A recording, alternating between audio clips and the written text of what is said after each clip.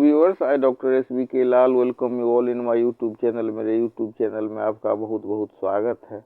आज का हमारा वीडियो मासूम के साथ हमानियत, छोटी बच्चियों के साथ रेप पर है कि कौन सी विकृत मानसिकता इसके लिए जिम्मेवार है, इस पर चर्चा करेंगे। कैसे रोकथाम हो, तुरंत मदद चाहिए तो चाइल्ड लाइन हेल्पलाइन नंबर 1098 पर फ़ोन करें मुफ्त, और नज़दीकी पुलिस स्टेशन, महिला बाल संरक्षण इकाई को कैसे इसमें इस्तेमाल किया जाए, कैसे उसका लाभ लिया जाए। साथ ही भरोसेमंद जो वयस्क है, माता पिता, शिक्षक, काउंसलर की क्या भूमिका होनी चाहिए, तो इस पर है ये वीडियो। तो यह विषय बहुत गंभीर, संवेदनशील और पीड़ादायक है। छोटी बच्चियों के साथ यौन हिंसा एक जघन्य अपराध और मानवता के खिलाफ अपराध है। इसमें किसी तरह का औचित्य नहीं हो सकता। यह अपराध क्यों होता है, इस पर चर्चा करते हैं। तो अगर हम मनोवैज्ञानिक और समाज विज्ञानी को माने तो यह पितृसत्तात्मक और सत्ता का दुरुपयोग का मामला है। बच्चों की असुरक्षा, कानूनी डर का अभाव और सामाजिक चुप्पी, मानसिक विकृति और शराब नशे का प्रभाव इसके लिए रिस्पॉन्सिबल फैक्टर हैं। भारत में पॉस्को एक्ट 2012 यानी कि protection of children from sexual offences लागू है। इसमें 18 वर्ष से कम उम्र के बच्चों की सुरक्षा, कठोर सजा, फास्ट ट्रैक सुनवाई, पीड़िता की पहचान गोपनीय, साथ ही पुलिस, डॉक्टर, शिक्षक पर अनिवार्य रिपोर्टिंग का दायित्व दिया गया है।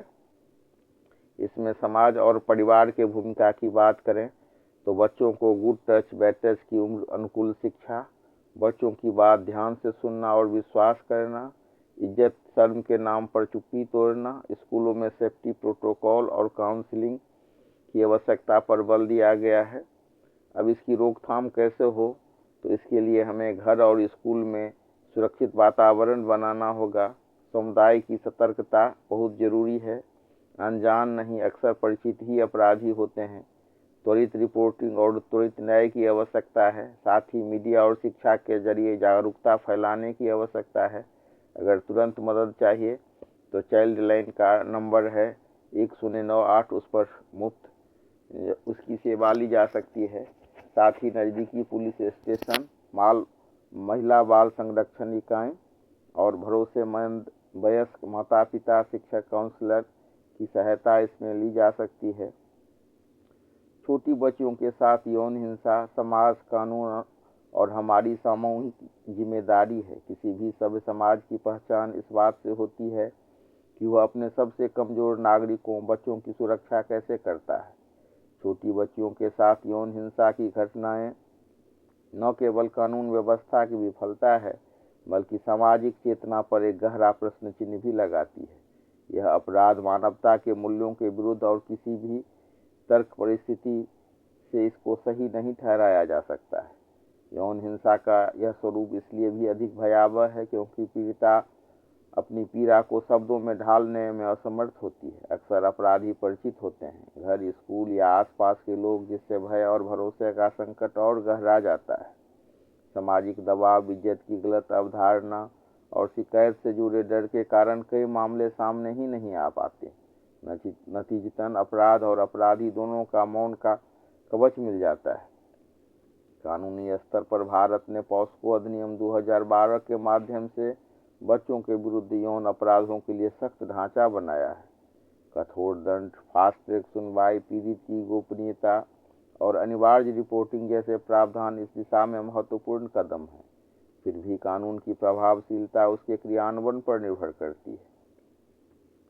पुलिस जांच की संवेदनशीलता, चिकित्सा कानून प्रक्रियाओं की समयबद्धता और न्यायिक त्वरितता, इन सब में सुधार की निरंतर आवश्यकता है। समस्या की जड़ केवल कानून में नहीं बल्कि समाज की सोच में है। बच्चों की सुरक्षा को केवल माता पिता की जिम्मेदारी मान लेना पर्याप्त नहीं। स्कूलों में सुरक्षित वातावरण, प्रशिक्षित काउंसलर, स्पष्ट शिकायत तंत्र और उम्र अनुकूल जागरूकता कार्यक्रम अनिवार्य है। गुड टच बैड टच जैसी शिक्षा बच्चों को डराने के लिए नहीं बल्कि उन्हें सशक्त बनाने के लिए होनी चाहिए, ताकि वे असहज स्थिति में बोल सकें और मदद मांग सकें। मीडिया मीडिया और डिजिटल प्लेटफॉर्म की भूमिका भी निर्णायक है। सनसनीखेज कवरेज के बजाय जिम्मेदार रिपोर्टिंग, पीड़ित की पहचान की सुरक्षा और समाधान केंद्रित विमर्श समाज को दिशा देता है। साथ ही समुदाय स्तर पर सतर्कता, पड़ोस, स्कूल, बस, खेल मैदान, हर जगह साझा जिम्मेदारी का भाव विकसित करना होगा। अंततः यह लड़ाई केवल अपराधियों को दंडित करने की नहीं, बल्कि ऐसी परिस्थितियां गढ़ने की है जहां अपराध पनप ही न सके। त्वरित रिपोर्टिंग, भरोसे का माहौल, संवेदनशील संस्थान और सशक्त बच्चे, यह अस्थायी समाधान की राह है। जब समाज चुप्पी तोड़ता है और बच्चों की आवाज़ पर भरोसा करता है, तभी कानून जीवंत बनता है और न्याय सार्थक। छोटी बच्चियों की सुरक्षा किसी एक दिन का अभियान नहीं, बल्कि सतत नैतिक प्रतिबद्धता है। यही प्रतिबद्धता हमारे समाज को मानवीय, न्यायपूर्ण और सुरक्षित बनाती है। अब हम कुछ केस स्टडी लेंगे। इसमें एक केस है, एक नाबालिग बच्ची के साथ यौन अपराध पास्को के तहत। इसकी पृष्ठभूमि है कि एक 7 वर्षीय बच्ची थी जो बार बार स्कूल जाने से डरने लगी। उसके व्यवहार में अचानक बदलाव हुआ, चुपापन और भय दिखाई दिया। माँ ने संवेदनशीलता दिखाई तो बच्ची ने स्कूल के पास रहने वाले एक परिचित व्यक्ति द्वारा किए गए यौन दुराचार की जानकारी दी। माता पिता ने तुरंत शिकायत दर्ज कराई, मेडिकल और काउंसलिंग सहायता दी गई। मामला पास्को एक्ट 2012 के तहत दर्ज हुआ। फास्ट ट्रैक कोर्ट में सुनवाई हुई। अपराधी परिचित था, जिसे रिपोर्टिंग में झिझक हुई। शुरुआती स्तर पर स्कूल की लापरवाही देखने को मिली, समाज का दबाव था, बदनामी का डर था। तो अदालत ने स्पष्ट किया कि बच्चे की सहमति का प्रश्न ही नहीं उठता, बालक की गरिमा सर्वोपरि है। और इस केस स्टडी से हमें सीख मिलती है कि परिवार की संवेदनशीलता निर्णायक थी। त्वरित रिपोर्टिंग से न्याय संभव हो पाया। कानून तभी प्रभावी है जब समाज साथ दे। अब हम सुप्रीम कोर्ट के कुछ रूलिंग्स की चर्चा कर रहे हैं। State of Karnataka versus Krishnappa 2000 का मामला। इसमें मुख्य विचार यह था कि बच्ची के साथ बलात्कार केवल शारीरिक अपराध नहीं, यह उसके आत्मसम्मान और मानसिक अस्तित्व पर हमला है। इसका महत्व बाल यौन अपराधों को रेयरेस्ट ऑफ रेयर की श्रेणी में रखा जाना है और सजा में कठोरता पर जोर देना है। अब दूसरा मामला लेते हैं, state of Punjab versus Gurmeet Singh 1996 का मामला। यौन अपराध मामलों में इन कैमरा ट्रायल अनिवार्य, पीड़िता की पहचान की सुरक्षा।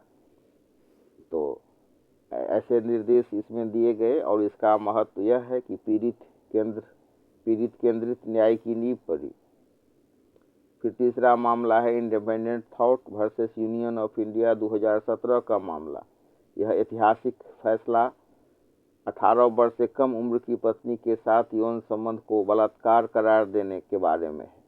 इसका महत्व बाल विवाह और वैवाहिक छूट को खारिज करना है और चाइल्ड राइट इसमें पर्सनल लॉ पर भारी पड़ता है। फिर एक मामला है Aparna Bhatt versus state of Madhya Pradesh 2021 का।